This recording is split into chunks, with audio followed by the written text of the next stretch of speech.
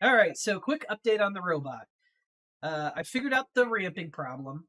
The Raspberry Pi add-on library that I wrote for Node.js works perfectly. I could pass in a set of parameters with a ramping speed, and the servos blend nicely. It came out really good. I'm pretty happy with it.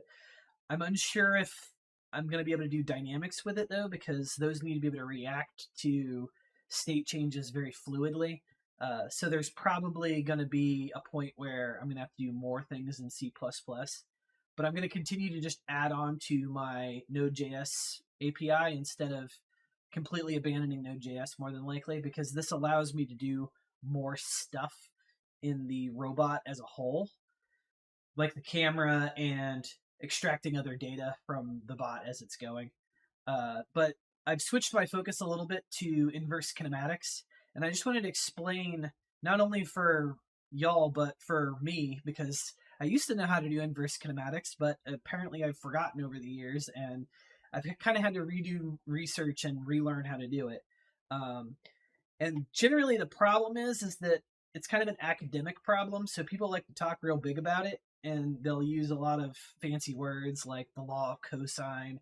They won't really say what it means or what it does, like mathematically, because like as programmers, we think about it like there's a value that goes into the function, and then it gives me a value back, and they don't really explain it that way.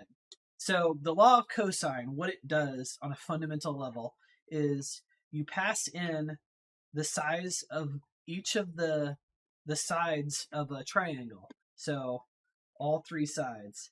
And then it tells you the angles between them. And that's inverse kinematics. That's all you need. Because you know the length of your shoulder and your elbow, like the first part. And then you're just trying to calculate out the effector. And the effector is another one of those fancy words that really just describes something that is fundamentally very simple. All it is a vector from the bottom of the shoulder to the point where you want the arm to be. So it's the other side of the triangle that you don't know. So all you do is take the length from the shoulder to the effector, and that becomes that missing part of your triangle. So you have the shoulder, the elbow, and then that vector that you created. And that's it. The law of cosine creates that missing value for you. Now, sometimes if your elbow and your shoulder are a different size, then you have to do two different versions of the law of cosine, to solve for each side. But if it's the same size, then you just do it once, and you can use both for both sides of it. I won't get into too many details on exactly that, but I'll at least show some examples here of how it works. And the purpose behind this is to make it much easier to figure out how to do walking animations, because up till now I've been doing it manually and just like figuring out the rotation, and it's very slow, and lots of back and forth to try and produce anything with it. So let's just pop in here and I'll show you what I'm talking about. And here it is. So it's just as simple as this. As I said, you've got an end effector, which is the missing part of your triangle. You've got the shoulder, the elbow, and the effector. And the effector just goes to the end of the shoulder. So it just makes this triangle. And that's it. That's all it takes. Now, if I needed to rotate some part of the shoulder, for example, like if we wanted to rotate down here, then we would just do the rotation before we calculate the triangle and apply that as an offset to all of this. That would allow me to have a y-axis. Right now I have no y-axis because it doesn't really matter for what I'm doing at the moment.